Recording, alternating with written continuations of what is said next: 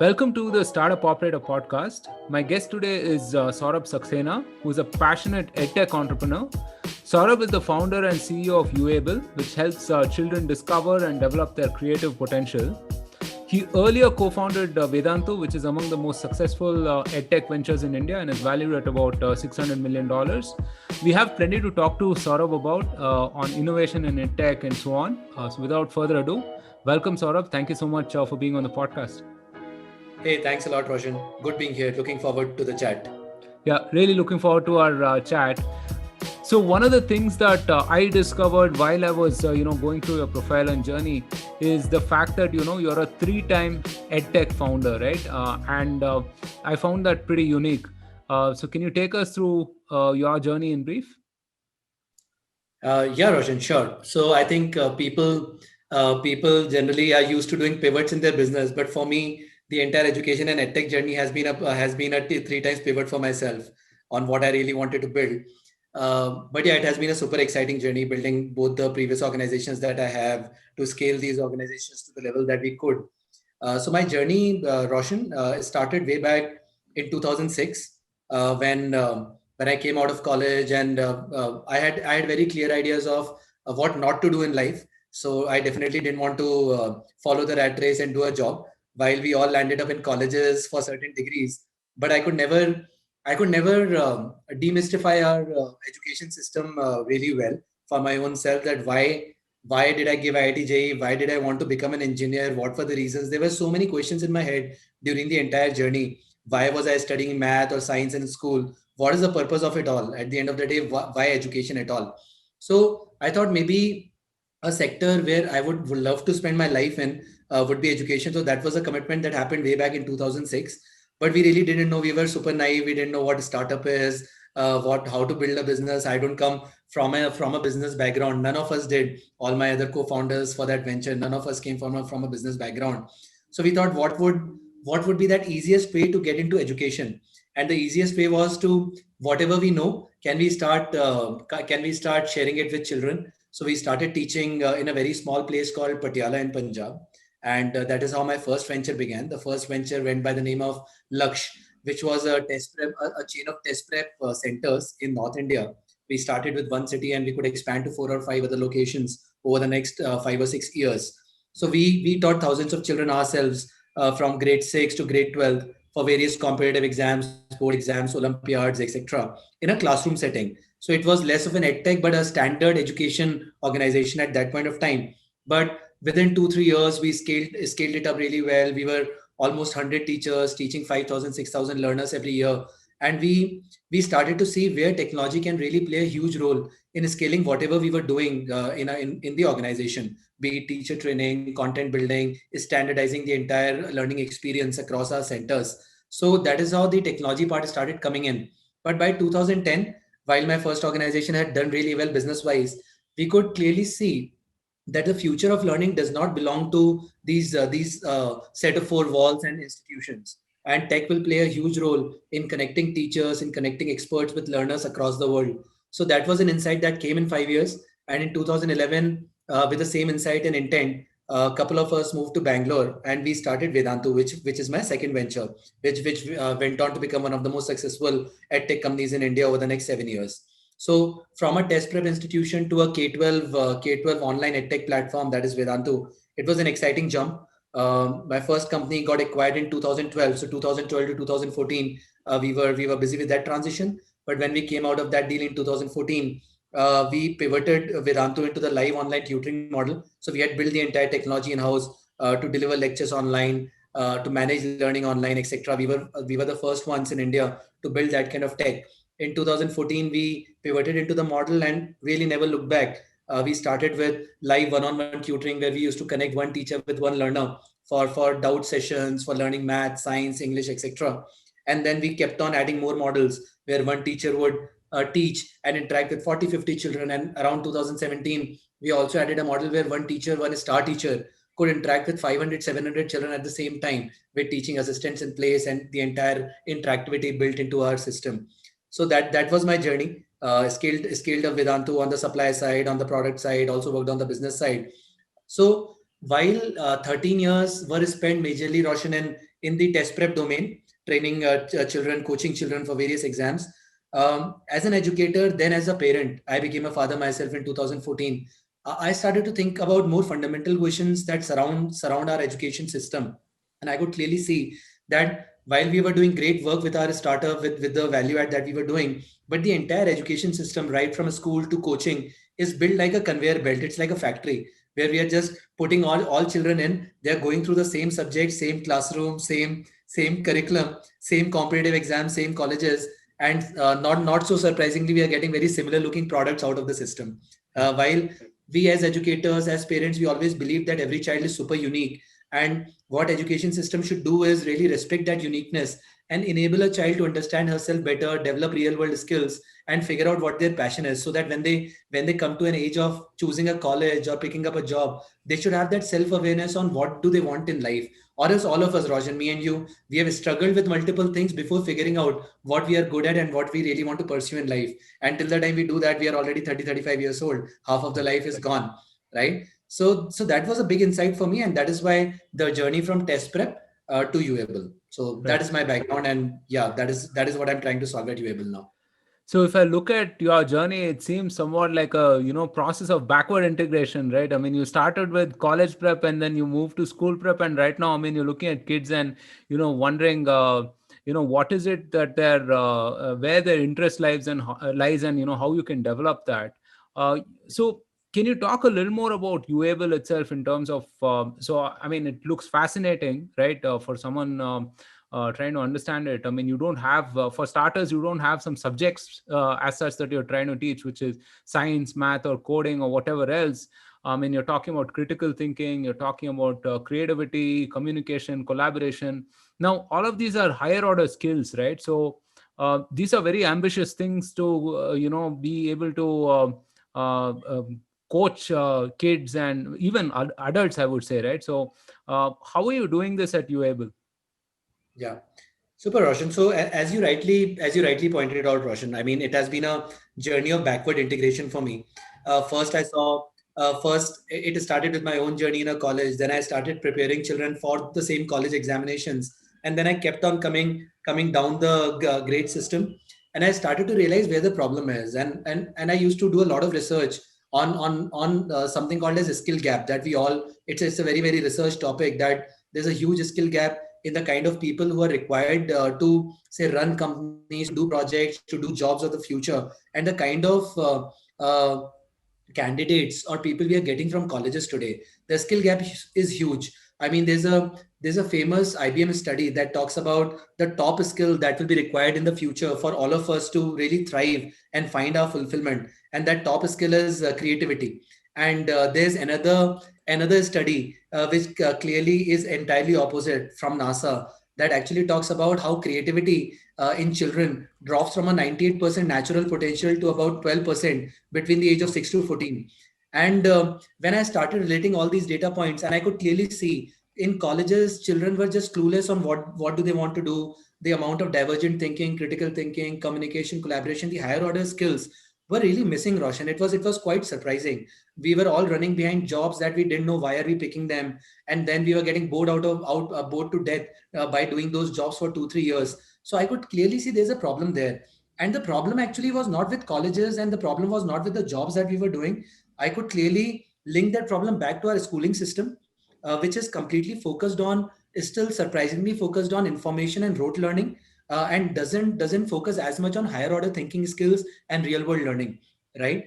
I could clearly see that that is where the gap is, and that is why NASA's study clearly mentions that creativity as a skill comes down to most of the children lose their creative potential by the time they're 14 years old, Roshan.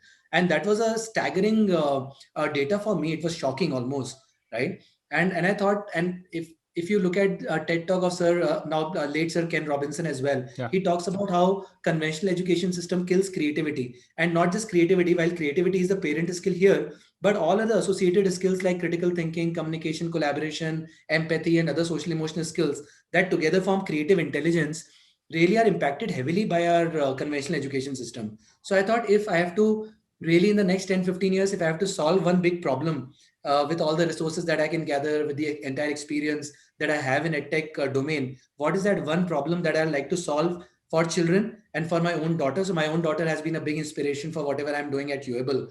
And that is why, that is how the idea of Uable came to being. That is how I came out of the test prep and typical K-12 business to think afresh, to start afresh, and to break the mold.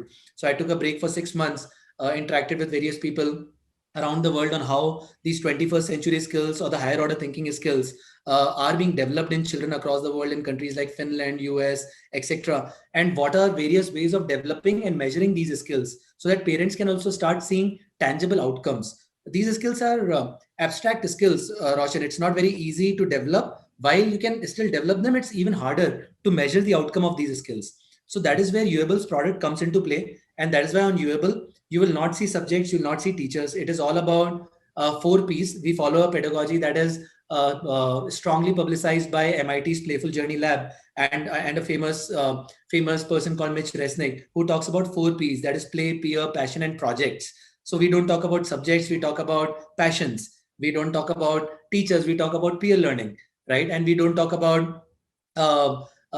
about, for example, any classroom. We talk about playgrounds where children can come together, do exciting projects, collaborate with each other, solve real world problems. And that is how these real world skills are manifested and developed in children. So that is why Uable is not focused on subjects but on real world roles. So as a product, if you see on uable.com as well, children go through real world roles here, and it is all around play pedagogy. So they can experience being an entrepreneur, astronomer, artist, author, YouTuber, very soon maybe a radio jockey or a podcast presenter like you. I mean, these are the kind of roles that children love doing, right? And for example, if a child was sitting in place of you right now, Roshan, and taking this interview, by default his higher order thinking skills, communication skills will be developed through these experiences.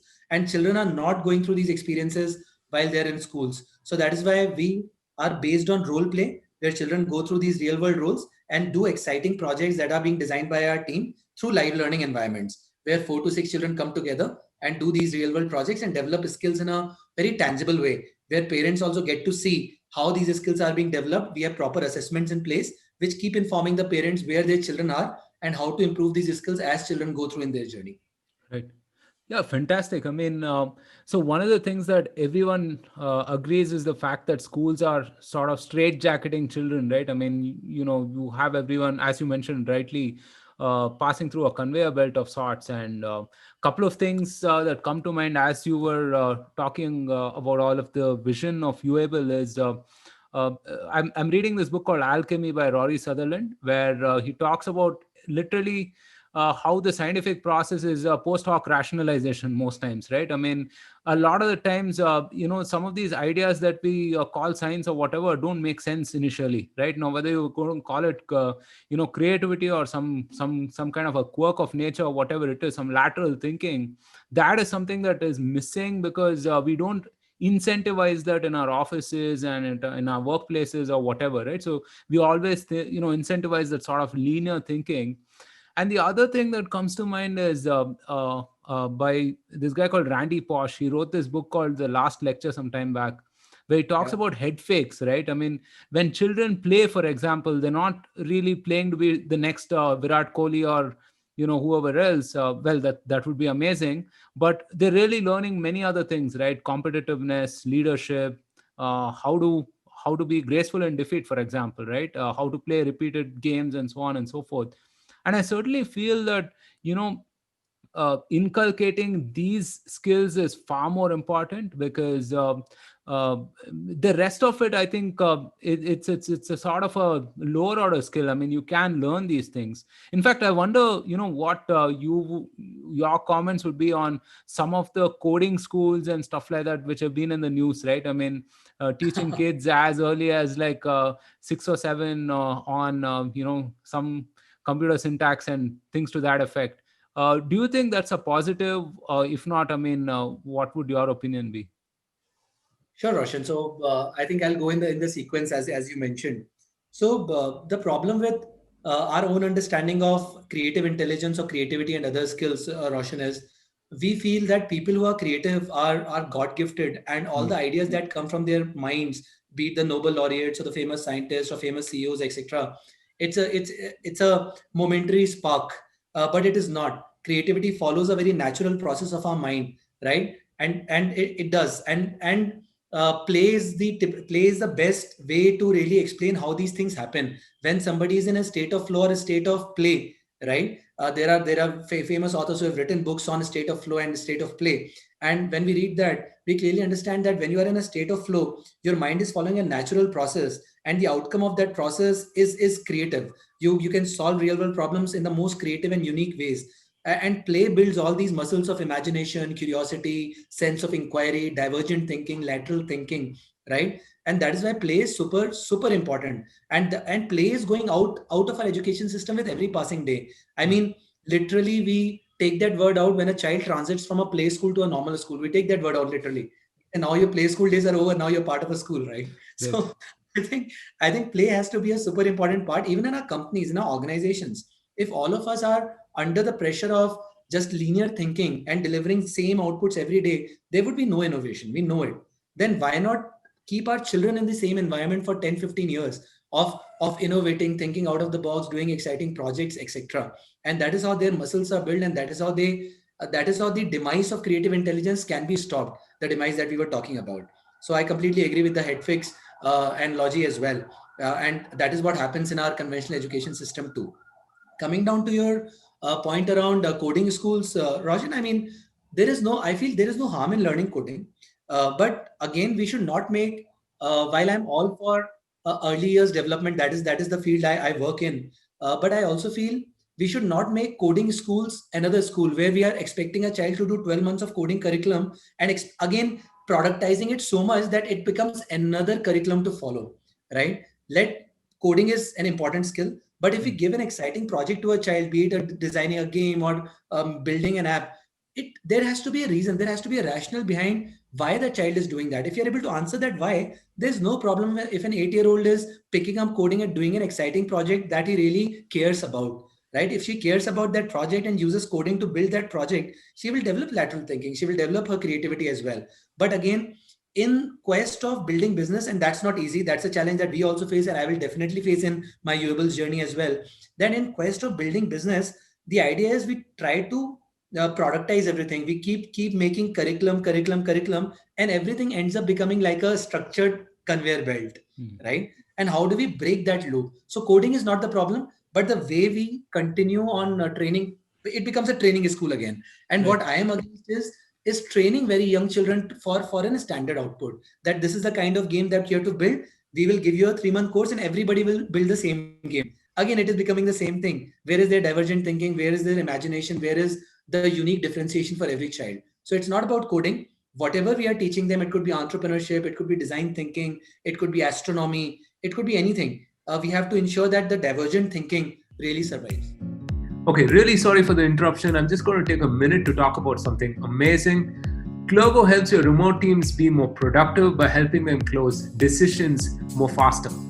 I've worked remotely for the last 4 months, and it's just a lot of going back and forth on Slack, on email, on Zoom, etc., but never really getting to a point of execution, right? Well, Clogo makes things a lot more simpler. You can have communication contextually around decisions that you want to make. All you have to do is open a thread on Slack like this and continue to talk about what you want to do. With a set agenda, it could be your product roadmap, it could be a marketing campaign, it could be a support ticket, etc. And once you're done, it all syncs with your Slack, and you have all of these decisions accessible when you need it, where you need it, right? Guys, I've tried this out and it makes you super productive. If you're even remotely interested, I suggest you go to clergo.com, that's CLERGO.com, and check it out for yourself. Cheers. The divergent thinking really survives. Right. So, a couple of things that you mentioned I want to pick up on. One is that if you standardize the pedagogy enough, then it sort of becomes a one size fits all, right? Yep. But at the same time, you can't make it so unique that it won't scale as well, right? So, how do you tackle this problem at Uable? Yeah. So at Uable, how we are tackling this problem, Roshan, it's a tough problem, first of all. So we completely acknowledge that it's a tough problem for a startup to solve. But what we don't believe in at Uable is giving 1 year curriculum to every child.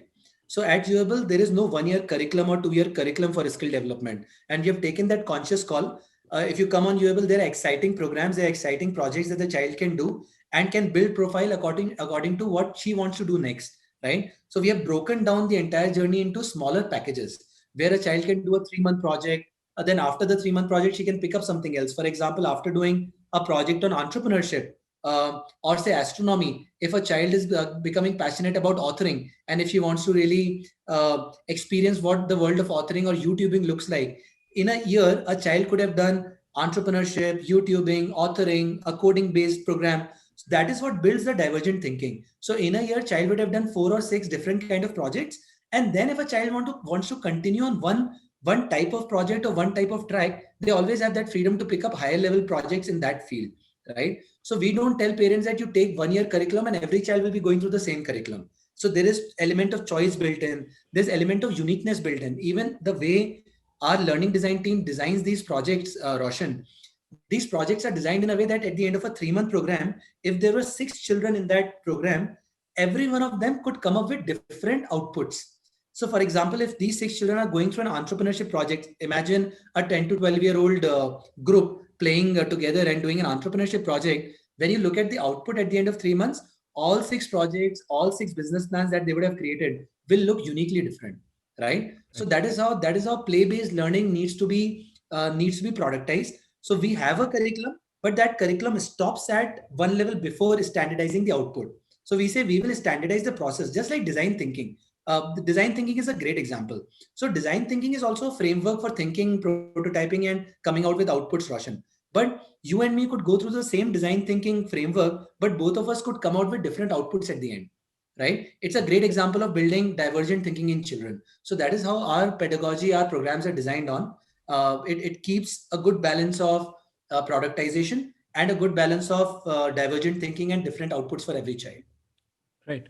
Now, I don't think any sane person listening to you will disagree with everything that you've spoken about, right? Which is that learning through games is much more effective. That learning goes beyond classrooms. That there are high order skills that children should pick up, so on and so forth. But the average parent will want to play it safe with their child, right? I mean, he or she will think that, hey, I mean, this is nice to have, but then how do I really risk all of this? I mean, how do I prioritize design thinking over, let's say, Node.js or whatever else that I want to teach my kid? Yeah. So what would you say to someone like that? Yeah, so we completely understand, Roshan. What we are building right now is a new category. It's not an established need right now in the market. But good thing is some parents already have started accepting that children need something beyond academics. Children need something beyond curriculum. So we are not positioning ourselves as a typical academic or curriculum focused product at all. Rather, we are completely positioned ourselves in the playtime of a child. That this is a better use of the playtime. We are just utilizing 2 hours in a week for every child, and during those 2 hours these children are going through these exciting projects.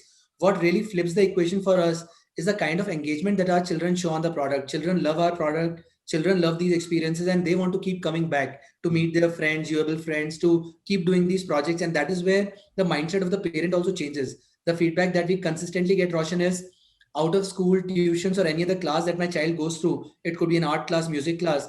Uable session is something that my child wants to keep repeating again and again. So that attraction is being built because it is naturally aligned with the way mind of a child works. So we are betting on how can we really create a absolutely user centric product where children fall in love with it, and slowly parents start to see the tangible outputs as well. For example, if a child is going through a YouTubing program and if she's able to build a great YouTube channel and starts expressing herself beautifully, then the community also starts recognizing it, that this skill cannot be built by a schooling system. This skill can only be built by playing with ideas, expressing yourself, developing a YouTube channel. So when the parents see these kind of outputs in addition to our skill assessments, then they feel, okay, this is something that I should continue on. And that is why we are seeing high retention rates on our product. While the first engagement is always a 3 month program, but almost 60% parents end up taking another program after that and another program and continue on the product, right? So that's a great sign for us that after taking first experience, then parents get educated as well, and they get used to the entire thought process of behind Uable. Right.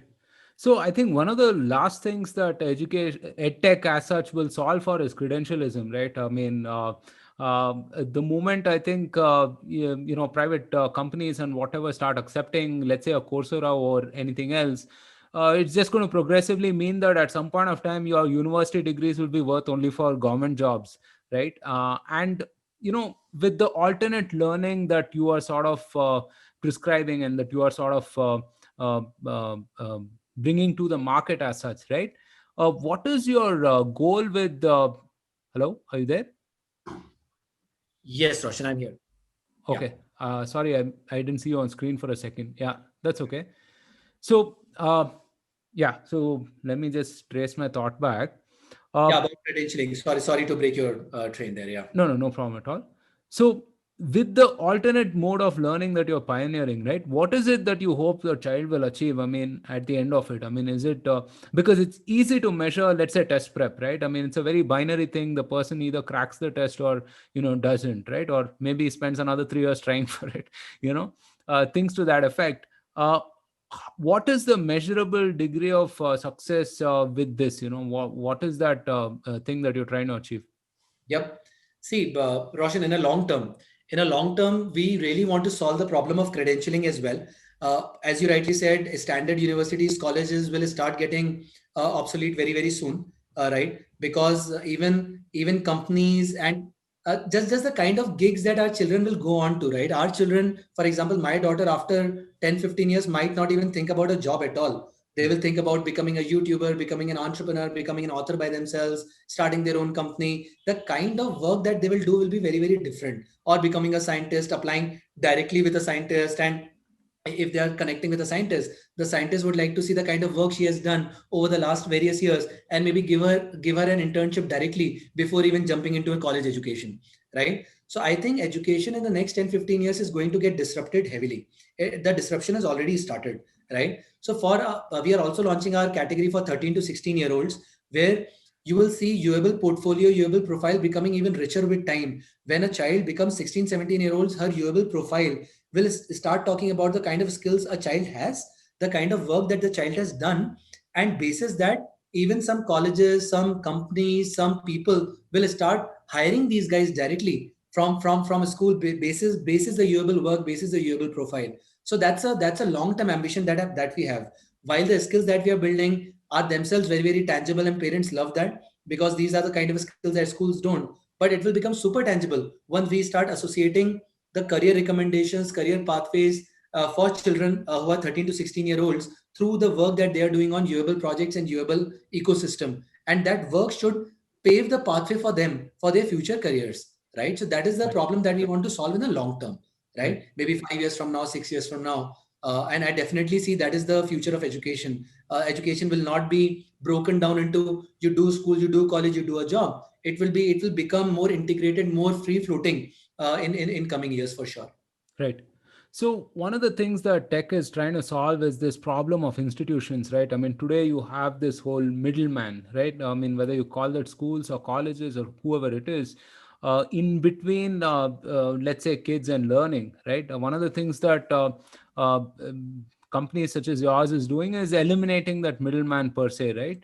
Uh, so how do you see that going further? I mean, like, do you think schools and colleges will survive going forward, or do you think it will be platforms? Finally, see, now it depends on the kind of years that you're talking about. The schools as an institution has survived for more than 100 years now. And I don't think the entire establishment will come down in 5 or 6 years. But I think schools will evolve. More than survival, I think it will be about evolution. And that evolution has to be driven not like an inside out evolution, but it will be an outside in evolution, right? It has to come from outside. And that is where I think platforms will play a huge role. Where, I mean, I'll give you a simple example.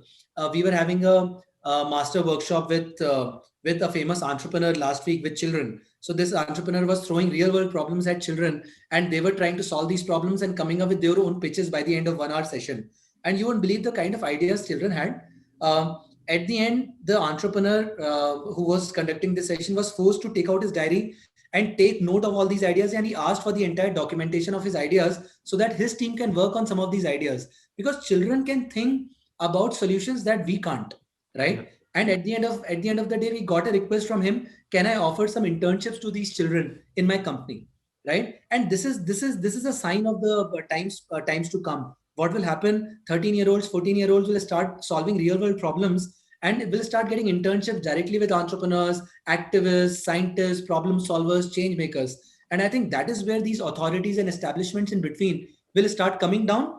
They might not come down, Roshan, but they'll start learning. And I hope so, that they start learning that we don't need a 4-year curriculum to really train a child to become an engineer, but we need early exposure for him to understand what engineering is, what engineering mindset is, so that after 2 3 years of that kind of exposure, if a child wants to do any specialization, for that he can go to a university for a couple of years or 1 year, right? Right. Look at what coding schools are doing now. You don't need 4 years of coding training. How many of us learned coding for 4 years in our colleges, Roshan? I mean, you need six month boot camps to really get the basics of coding. Go to a company, come back to a boot camp, and keep iterating from there. And that is what real world learning is. And I think that real world learning will start as early as 12 13 years of age very soon. Right. So, I mean, one of the things that I sense is a lot of idealism in you, and it's very difficult to retain that idealism in edtech, right? Or I mean, you could make that argument for other spaces as well, but uh, there's plenty of people who look at it as a plain business. Nothing wrong with it, but then I mean, how do you balance this sense of idealism along with the fact that you're running a business as well? Yep. Absolutely. So I think the long-term vision comes from a deep-rooted idealism for sure, right? That there is a core belief behind the mission for which Uable stands for, right? But we also understand that there's a business to be made, and we are a for-profit organization. We are not a not-for-profit organization that can continue work on mission without really making business sense of it. So we are already getting there, Roshan. In last 6 to 8 months, we have seen great traction on our product. We have seen a lot of acceptance from parents for our product. We have seen good conversions. We have seen great retention. So we are already making a lot of business sense at the scale that we are at. And we are adding more and more tangibility to the entire product, where parents are also able to see, okay, after doing this program, this is the outcome that my child is able to produce, and these are the skills that he's able to inculcate. And also, we are making some academic connections where we are clearly telling, because he's able to inculcate these skills at Uable, the academic performance, her performance in sports, etc., will also start going up, because creative intelligence and personality development overall, it does not happen in silo. If a child is growing holistically, the outcome will start showing in other areas of life as well. So we will keep on making those empirical connections for parents to see that why Uable is not just a vitamin that you can take or ignore, why it will become more than a vitamin very soon, where you have to, it should be a quintessential app or a subscription that every parent should take and engage their children throughout the year, without becoming something very, very heavy like a tuition, where a child has to go for a math tuition every day. We don't see Uable becoming like a tuition, which is like 1 2 hours every day, but a lightweight engagement where child can engage with our programs on a regular basis, keep building portfolios, keep building these skills on a long-term basis, and keep documenting all the work on our app. So that is how we are positioning in front of parents, and we are not saying you pay 50,000, 60,000 for our offering for the entire year. We are trying to bring the cost down, keep the engagement really balanced, and enhance the outputs and tangibility of our product. And we are sure we can build a very tangible business of it. We are already getting there, honestly, on the business front. Right. Right. And, one of the key stakeholders in this whole mix is parents, right? And surely, I mean, their attitudes have changed. How do you see that, happening? I mean, are parents today more ambitious than they were, I don't know, 5 or 10 years back? Or do you think that, that's sort of channeled into different avenues right now? Uh, um, your take on that? So parents, so I'm a parent myself. So, but I might not be the right example. But when I talk to most of the parents in our community and ecosystem, I realize, Roshan, the aspiration and ambition of a parent is definitely going up. But what is also going up is awareness, right? If awareness goes up with aspiration and ambition, it's not a bad problem to have, right? Now parents are very, very open for their children to pursue things that the parents couldn't in past. For example, for all of us, engineering, medical, and some 1 2 other options were the only fields, were only few pathways that we were aware of. But now parents understand that to be successful in life, while they want success, while they want material success for their children, but they also understand material success will not only come from becoming an engineer or a doctor anymore, right? There are multiple career options, multiple things, the multiple creative pursuits that the child could follow. And that's a big sea change that I'm seeing in last few years, Roshan, that parents are becoming open for their children to pursue various things. It could be a career in music, it could be a career in astronomy, it could be a career in entrepreneurship, it could be a career in design thinking, etc., journalism, a communication focused career. So parents are very open minded now, at least the urban parent that we are talking about, Roshan. And right now, for Uable, that is the market that we are targeting, the urban parent and the global parent. And before this becomes a phenomena in tier 2, tier 3 towns, we feel this will become a phenomena in the urban side first, and then it will start trickling down in the tier 2, tier 3 cities as well. Right. Okay, so sort of if you were to take a step back and sort of give advice to people who are considering a venture in edtech as such, right? I mean, you are a veteran. This is your third venture in edtech. What would you say to these people? Like a 3 point advice on what they should do.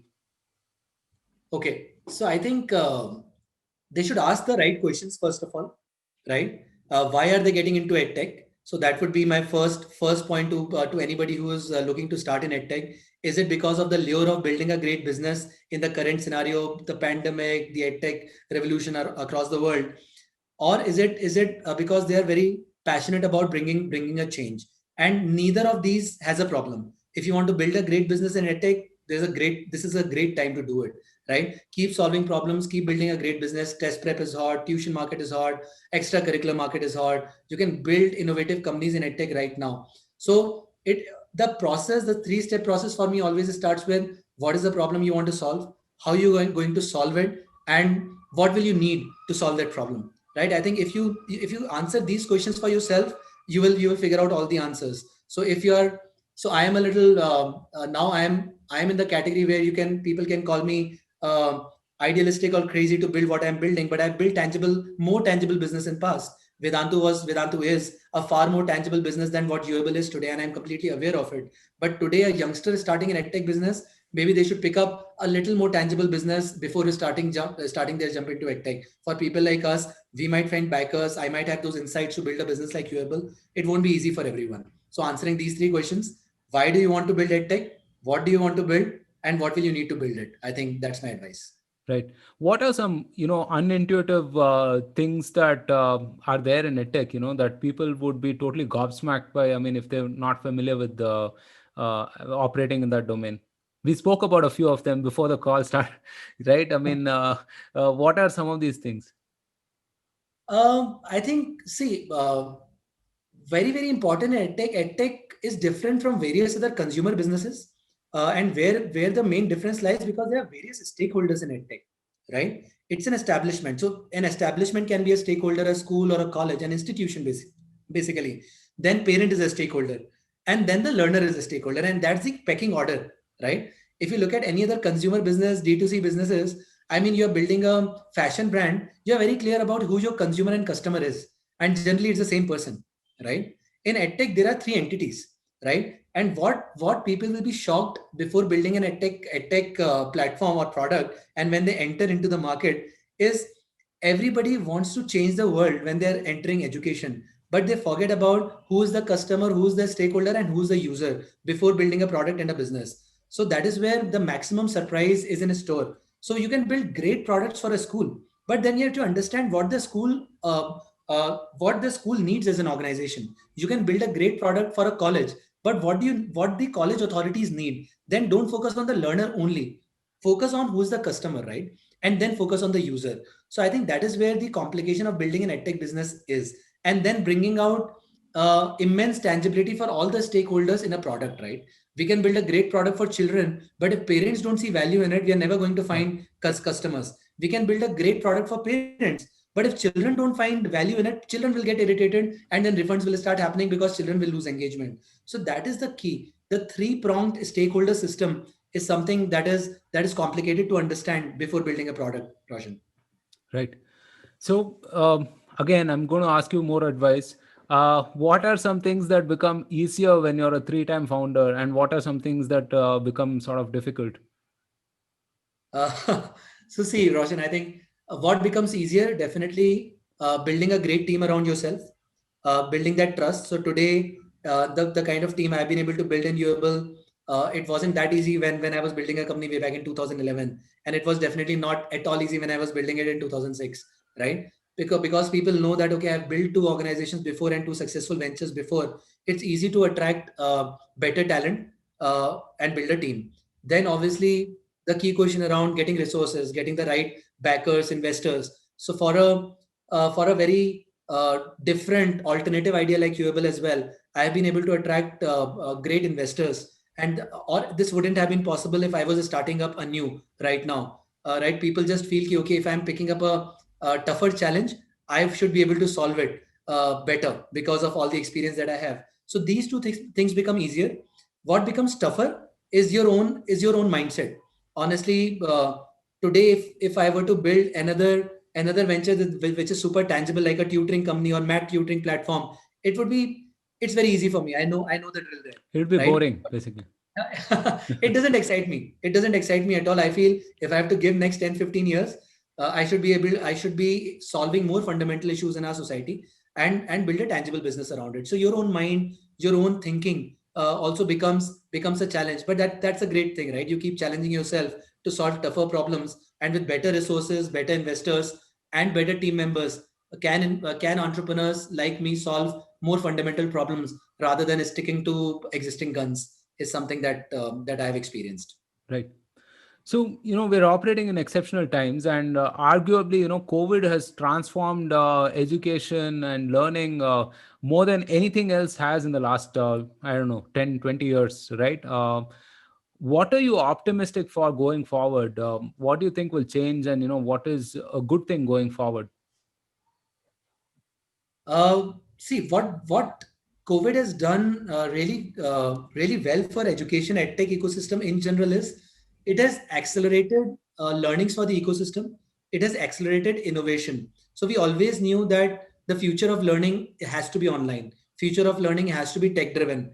But to move the ecosystem forward, it would have taken 5, 7 years. But COVID has done that in 6 months, and that's an amazing thing, right? Now, once the entire once the clouds go away and COVID goes away, hopefully, whenever that happens, I wish that happens sooner than later. But all these learnings, all these experiences, all the behavior shifts will stay, Roshan. Parents have seen the value of technology now. Parents have seen the value of online learning. Parents have seen what EdTech can do to every child. And the comfort with online learning is far more embedded now. So once the schools come back, I hope that the system will not go back to the status quo, and the kind of schools, the kind of learning platforms we will see after a couple of years or 3 years would be blended in a way. They will bring the best of both worlds, the best Yeah. of what offline learning has to offer and what online learning and technology can offer. And I really hope that that stays and we don't go back to the status quo. Yeah, absolutely. Absolutely. And, one of the final questions to you before we let you go, any books or podcasts that you would recommend to our listeners? um, Many are books. It's a long list. So let me think of it. I think a few books that I really follow. One book that I'm reading right now is Power of Moments. It's a great read. Somebody recommended this book to me a couple of weeks back. Another book that I'll strongly recommend is No Rules Rules by Netflix founder. So these are a couple of very strong recommendations that I'm following right now myself. While there's a long list, books like Lean Startup, etc., etc., we know the drill. But I think Power of Moments and the Netflix book are two strong recommendations because both books talk about how do you create power of moments for your consumers, how do you build products where every moment is super powerful for your consumer. That is what the first book is all about, and it goes beyond consumers. It talks about team members. It talks about all of us, how we should believe in power of moments and creating great momentary experiences for each one of us. And nothing beats Netflix's learnings as far as building a company and company culture is concerned. So that's Right. always a strong recommendation for the startup ecosystem from my side. Right. All right, Saurabh, this has been a fascinating chat. I mean, we often hear of the demographic dividend and so on and so forth, right? And I think innovations like Uable, innovations like the kinds that you are pioneering is really key for us to enable this and make this a reality. So thank you so much for being on the podcast again. This was a lot of fun. Got to understand various facets of EdTech. and really excited for what's to come with Uable and for you in your journey. Hey, thanks a lot, Roshan. It was really good being here. I hope my own learnings could help the ecosystem, and I hope we can do some excellent work in coming years with Uable. Thanks a lot. Fantastic. Thank you so much. Thank you, Roshan. See you soon. Bye. Bye. Thank you so much for listening. If you liked this episode, then don't forget to subscribe to us on your favorite platform and share this episode with all of your fellow startup operators. Also, follow the Startup Operator on LinkedIn and Twitter for more updates. Stay safe, take care, and see you soon on a brand new episode of the Startup Operator.